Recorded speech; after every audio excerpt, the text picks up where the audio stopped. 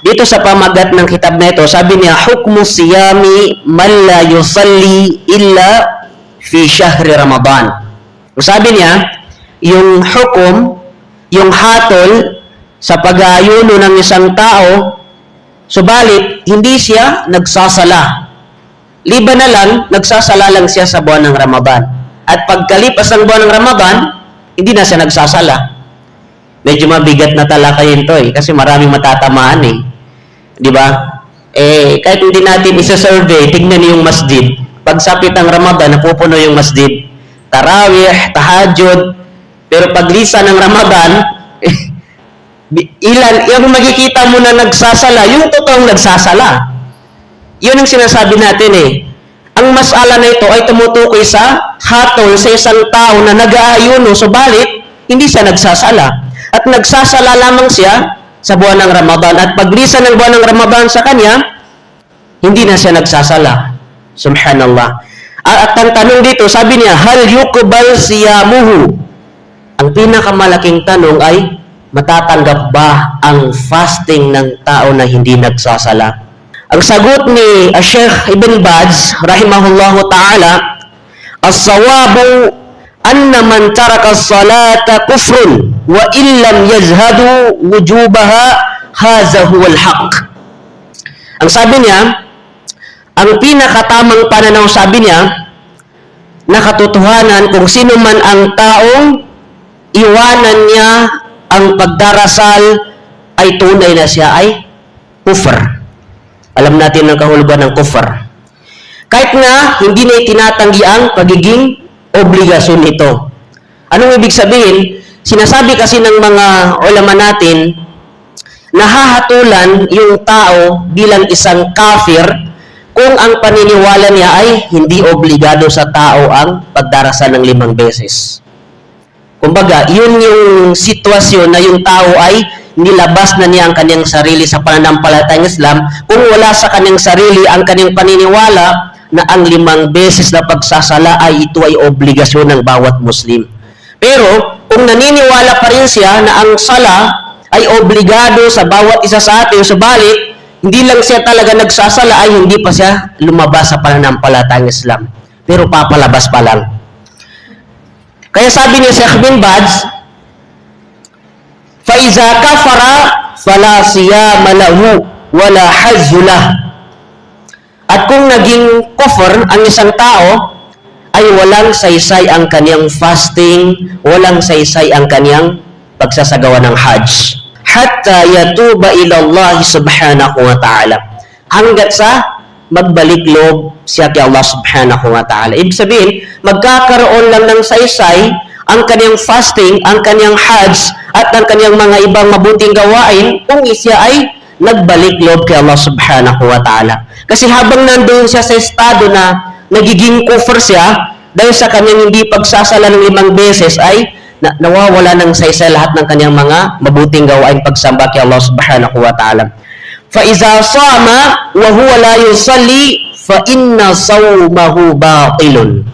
At kung siya'y mag-ayuno sa kasalukuyan na hindi siya nagsasala, katotohanan sabi ni Sheikh Ibn Baz rahimahullahu ta'ala, ang kanyang fasting ay batil. Ibig sabihin ng batil, rejected talaga yun, hindi tinanggap ng Allah. Hindi tatanggapin ng kanyang fasting sapagkat hindi siya nagsasala. وَحَجُّهُ وَهُوَ لَا يُصَلِّي حَجُّهُ بَاطِلٌ.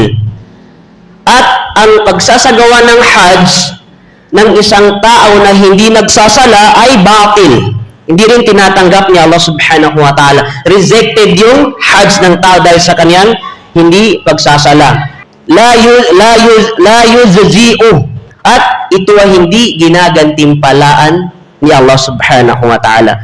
Liqaulin Nabi sallallahu alaihi wasallam, sapagkat sabi ng Rasulullah sallallahu alaihi wasallam, bainar rajuli wa bainas syirki wal kufri tarkus salah. Ang pagkakaiba pagitan ng taong gumagawa ng pagtatambal, isang musyrik at isang kafir, ay ang pag-iwan ng sala. At sa isang hadis ng Rasulullah sallallahu alaihi wasallam kanyang sinabi, al-ahdu alladhi bainana wa bainahumus salah faman tarakaha faqad kafara.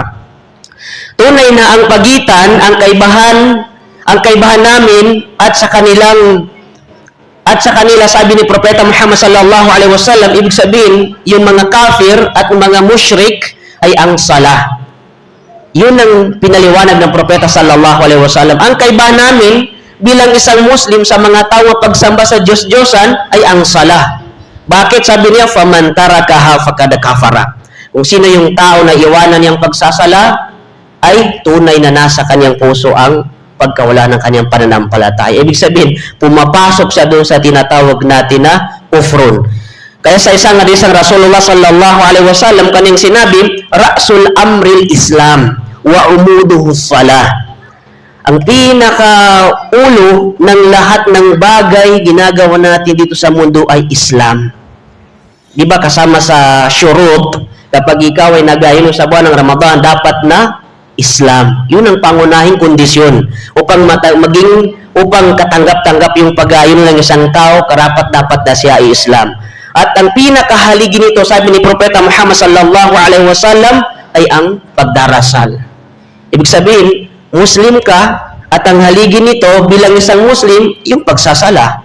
Kaya paano sasabihin ng tao na siya ay Muslim kung hindi na ginagampanan ang kanyang obligasyon sa pananampalatayang Islam, which is ang pagsasala ng 5 beses. Mga kapatid, sa pananampalatayang Islam, masakit na katotohanan, subalit kinakailangan natin itong tanggapin sapagkat ito ang pagmamahal sa atin sa pananampalatayang Islam. Kung gusto natin na lahat ng mga ibada natin, lahat ng mga kabutihan na ginagawa natin, ito ay maging katanggap-tanggap kay Allah subhanahu wa ta'ala, nararapat na hindi kinakalimutan ng tao, pinapabayaan ng tao ang 5 beses na pagsasala. Kasi, binanggit natin kahit saan damakmak yung ibada mo, kung hindi mo ginawa itong sala, nag-fasting ka, nagbasa ka ng Quran, nagbibigay ka ng sadaka, pero ang iniwanan mo yung pagsasala, hindi pa rin lilitisin ni Allah subhanahu wa ta'ala yun. Kasi nga, yung sala, ito yung unang lilitisin sa tao sa Yaumul Qiyamah. Ito ang unang itatanong sa tao kung paano niya ginagampanan yung 5 beses na pagsasala. Kaya't marapat sa atin, habang tayo nag-ahinom sa buwan ng Ramadan, ay hindi natin kinakalimutan yung 5 beses na pagsasala upang ang fasting natin, lahat ng pagsamba natin, ito ay maging katanggap-tanggap kay Allah subhanahu wa ta'ala kasi sayang lang yung uhaw at pagod natin, sayang lang yung gutom natin kung mawawala sa atin ang pagsasala.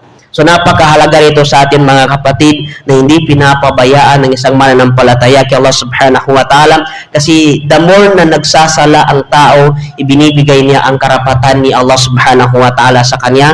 The more na itinanggi ng tao ang 5 beses na pagsasala, itinatanggi niya ang pagiging Diyos niya kay Allah subhanahu wa ta'ala.